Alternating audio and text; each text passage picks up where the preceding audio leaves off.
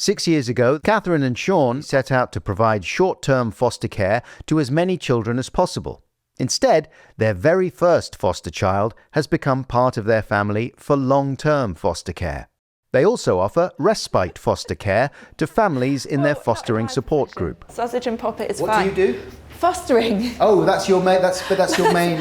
And a little job for libraries, Yeah, and then fostering. Yeah. So fostering is the focus of your professional life. Fostering is most of my life. Right. How long has that been the case? Coming up for 6 years. 6 years. Yes. Nearly 6 years now. And we've had little man here the whole time. And how did the idea of fostering first come to you? I wanted to do it forever, but I was a teacher and I had children in my class that were in care or had involvement with social services, and I could just see the difference that secure start made. And your husband, Sean, Yes, said no. said no way. Said no. Why? Because we've got little children. Yeah. They need us first. And why do we need to make life more difficult? Well, exactly. I mean, I said why?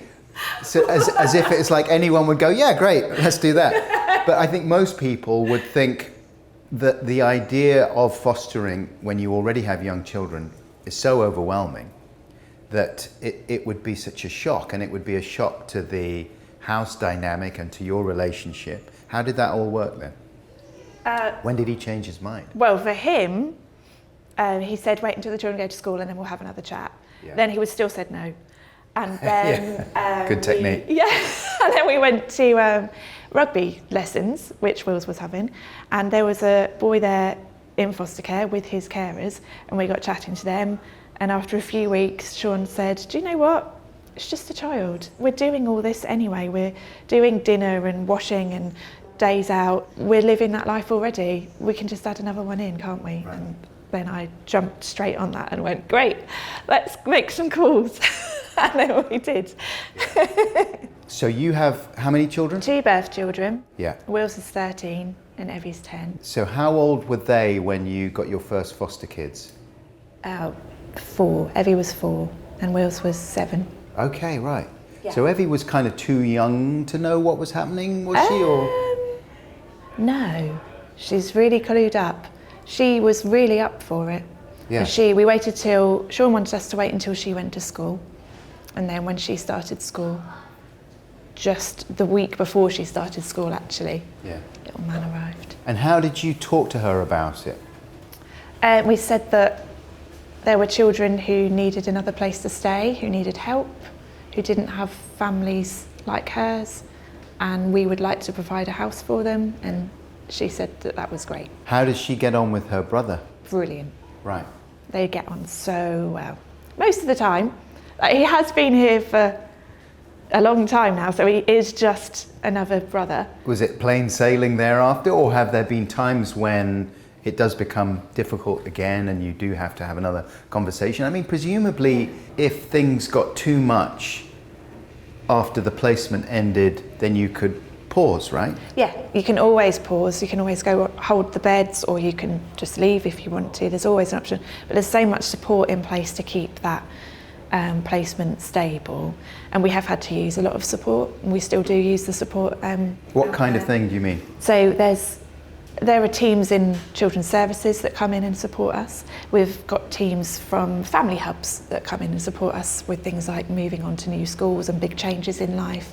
We've had therapy sessions, but then also we've got more friends doing the same job. We can all look after each other's children. We've got someone else to listen and to talk to, who understands, who does the job as well, who knows that it is a little bit more than just parenting. I suspect Catherine is perhaps downplaying the work involved when she describes fostering as more than just parenting. I want to ask her and Sean about the nuts and bolts of how fostering works, while keeping the kids entertained, of course. Oh, have you got a top trump? Top trump. Oh. Making. Oh, he's got the heart. Oh, that He's played feels the better. heart. Because love conquers all. It does. Very good. What kinds of things, Catherine, were the challenges? A lot of anger, a lot of shouting, and needing a lot of attention.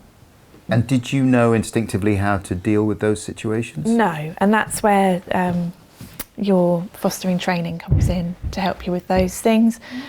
So you do an initial period of training before you have any children in place anyway.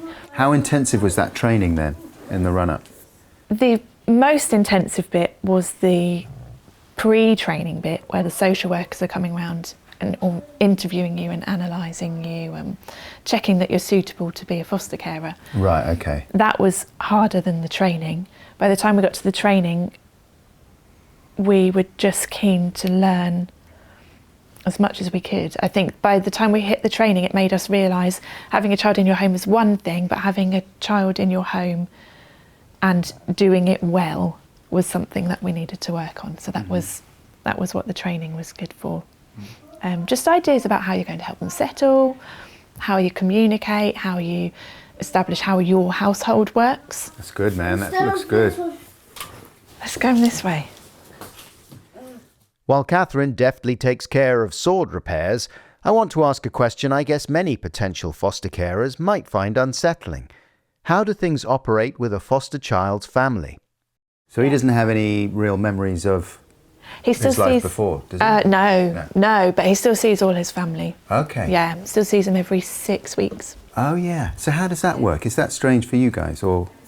No, I think that's a really important part of the job, is to build up that relationship. So we try and be really positive about them and try and encourage a natural relationship with them. Yeah. It was strange at first. Yeah. But you get used to it. Do they? Yeah. And do they find it hard? Yes. Yes. Yeah. Not necessarily in the session. It's afterwards, sort of the reintroduction back and the change and everything. It's that's where it gets a bit tricky. Yeah.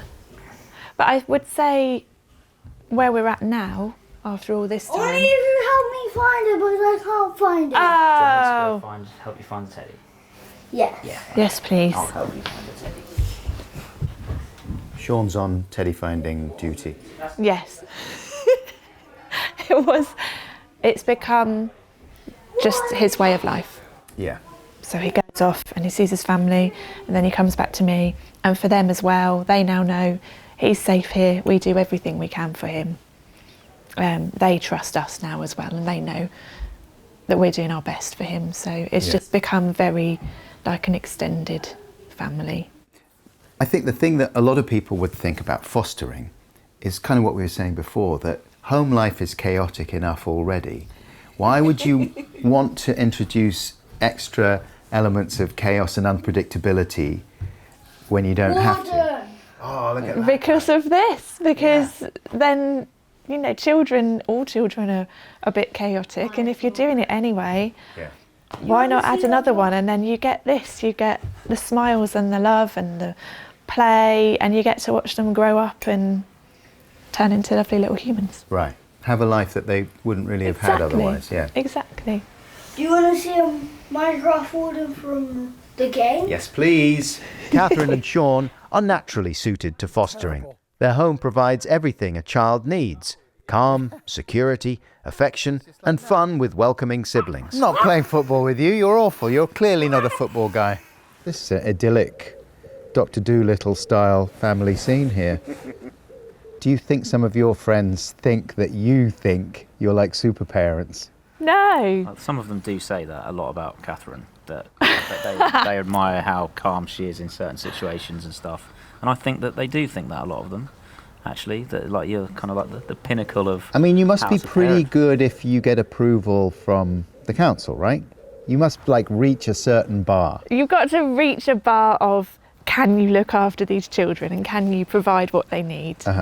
And yes, I think. But then I think most parents could absolutely provide, don't and know. they do. You don't have to be a super parent. Yeah, okay, fair enough. You just have to be a good enough parent to make those kids happy. What do you think are the things that maybe put people off fostering? Most of the time, my friends say they couldn't do it because they get too attached to the child and they couldn't say goodbye to them.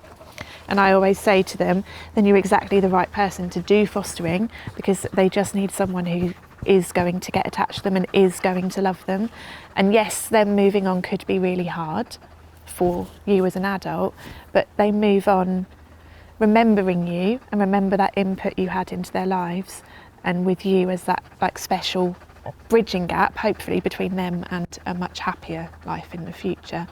So I'm not saying that it's easy to say goodbye to them, but I think it's important to remember that you're that in between bit, you're that support network while they go on to a better place. Or just do like we've done and just keep them, and then you don't have to say goodbye. Find out more about fostering at www.fostereast.org.uk.